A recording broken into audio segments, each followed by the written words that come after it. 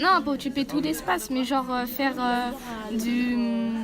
comment ça s'appelle, de l'espace autour du dessin. Ah, qu'il soit aéré, d'accord. Oui. Ouais, pour recentrer, mais sinon tu coupes la feuille. Non, ça va être beau. Non, mais moi j'aurais dû faire un quadrillage, mais c'est plus long. Je refais le dessin,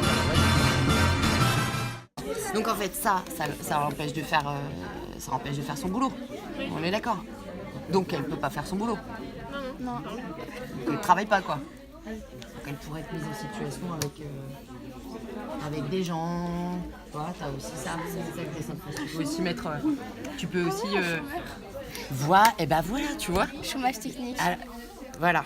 Et là, on aborde la faim dans le monde, la pollution, voilà. Et ce qui ressort, c'est qu'effectivement, chez eux, ce qui les interpelle, c'est vraiment les contrastes sur la planète, quoi, entre les pays riches, les pays pauvres. Parce que c'est vraiment ça qui ressort. Et où les abeilles et Monsanto, enfin voilà, tout ça, tout ce qui... Ils ont quand même une lecture, une bonne lecture, enfin pour moi, hein, de l'actualité. Je suis là pour parler du métier de dessinateur de presse, sensibiliser les élèves à ce métier, qui est un métier avant tout de journaliste.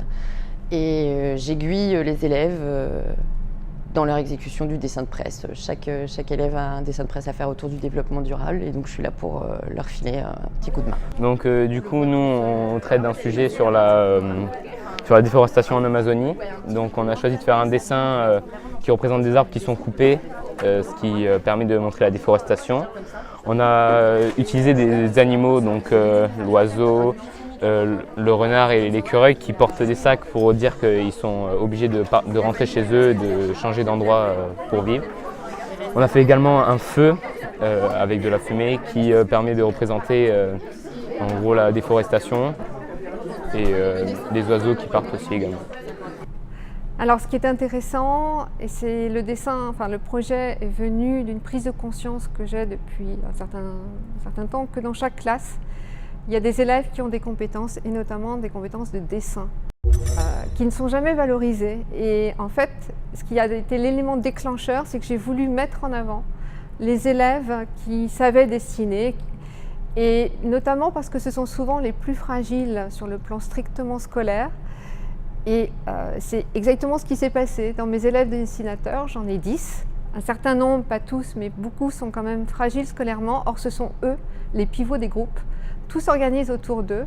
Et je trouve que c'est un élément très essentiel pour les mettre en valeur et les valoriser. Alors dans le dessin, on a montré 3 causes de la pollution des eaux. La première, c'était les usines qui rejettent des gaz toxiques dans l'eau et qui la polluent.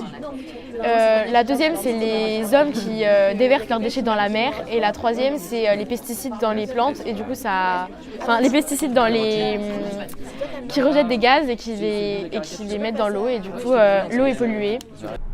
On est sur 1 à 2 heures par semaine, donc depuis le début de l'année, depuis en gros mi-septembre, jusque je pense les vacances de Noël. Dans un projet transdisciplinaire qui met en association l'histoire-géographie que je représente, le français pour la partie rédaction des articles, la documentaliste du CTI qui nous a aidé aussi à faire une initiation à la recherche documentaire, et la professeure de SVT de la classe, puisqu'on est sur des thématiques de développement durable qu'elle aborde comme moi dans sa partie, et moi aussi en géographie. Et l'objectif, c'est de faire une exposition des articles et des dessins, de les mettre sur grand format, sur panneaux, peut-être pas aussi beaux que ceux que j'ai derrière moi, hein, plus manuels, plus artisanaux, et de les exposer au CDI pour que les autres élèves du lycée viennent les lire et s'y intéresser.